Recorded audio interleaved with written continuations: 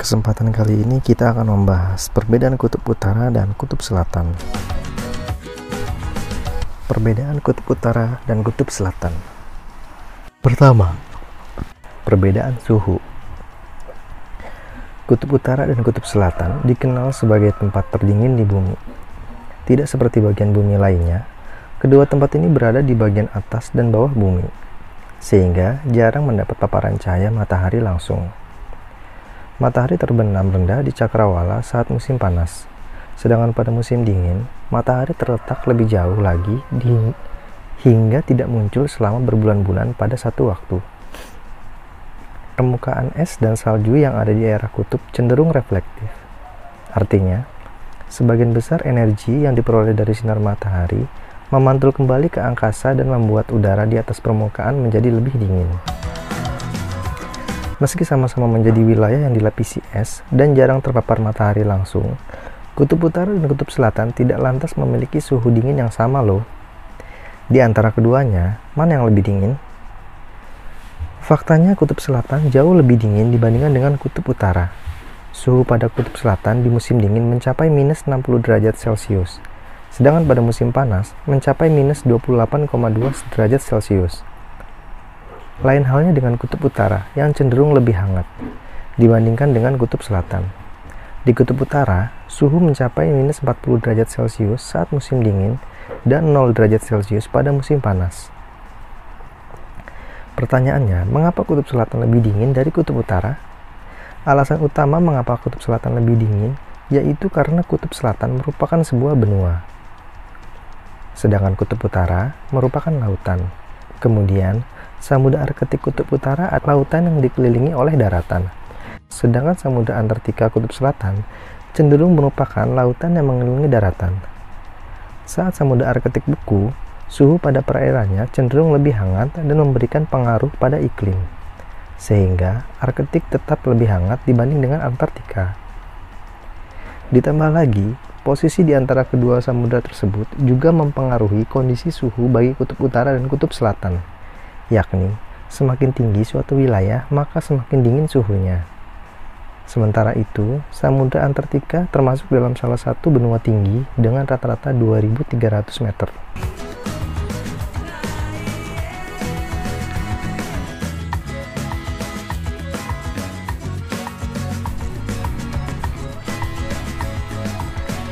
Dua, habitat asli. Beruang kutub atau polar bears di kutub utara menempati puncak rantai makanan. Begitu pula dengan penguin yang tinggal di kutub selatan. Kedua satwa ini sama-sama berkuasa di wilayahnya sendiri, tidak saling mengganggu dan tidak saling memangsa. Banyak orang berpikir jika penguin sebenarnya bisa ditemui di kutub utara. Pernyataan ini tidaklah benar, karena di kutub utara tidak ada penguin, sehingga beruang kutub menjadi predator utama dan berada di puncak rantai makanan.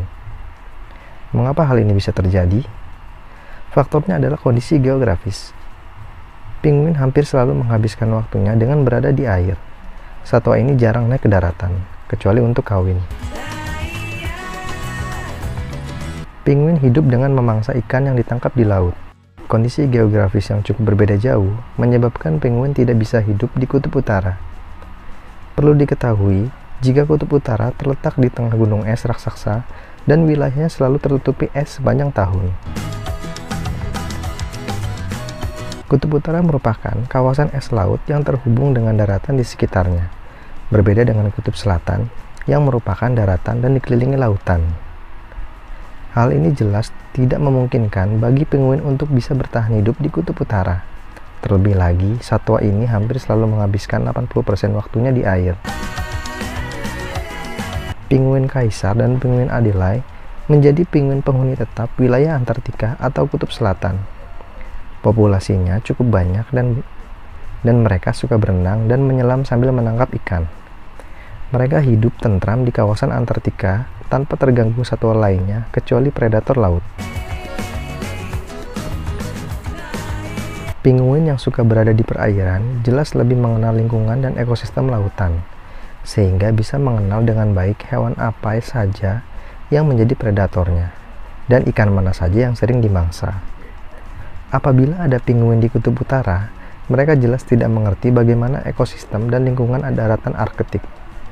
Hal ini menjadikan mereka lebih mudah dimangsa beruang kutub dan rusa kutub sebagai predator daratan Arktik.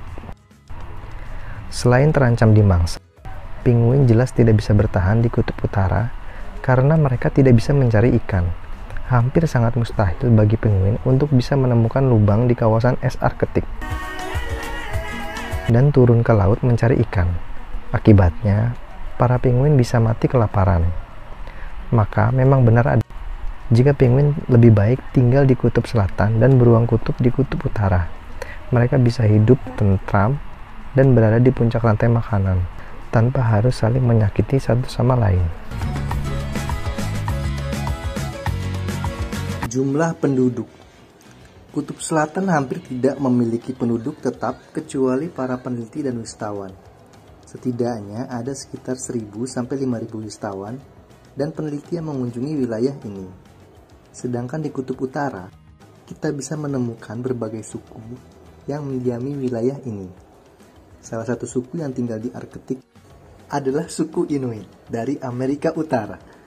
Wisatawan yang berkunjung ke sini bisa menikmati kebudayaan yang ada di Arktik. Mereka bisa belajar tentang sejarah Viking, suku terkuat di masa lalu, serta mempelajari rumah-rumah suku Inuit.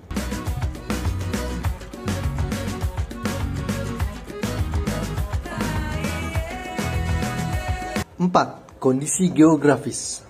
Kalau selama ini rata-rata orang-orang berpikiran kalau kutub utara dan selatan itu kondisi geografisnya sama, tapi nyatanya itu tidak benar. Kutub utara merupakan kawasan es laut yang terhubung dengan daratan di sekitarnya. Berbeda dengan kutub selatan yang merupakan daratan dan dikelilingi lautan. Dengan kata lain, kutub selatan adalah sebuah benua, sedangkan kutub utara adalah lautan yang dikelilingi daratan. Yang terakhir, kekayaan alam dan kepemilikan.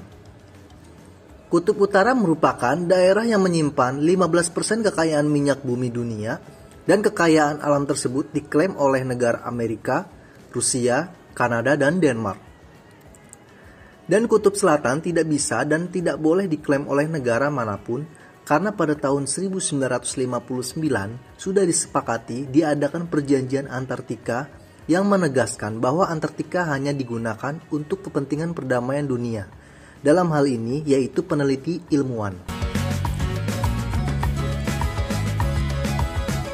Oke, itulah beberapa perbedaan antara kutub selatan dan kutub utara. Semoga pembahasan bisa menambah wawasan buat kita semua, bahwa di dunia ini banyak hal yang belum kita ketahui. Sampai ketemu di video selanjutnya ya. Bye-bye.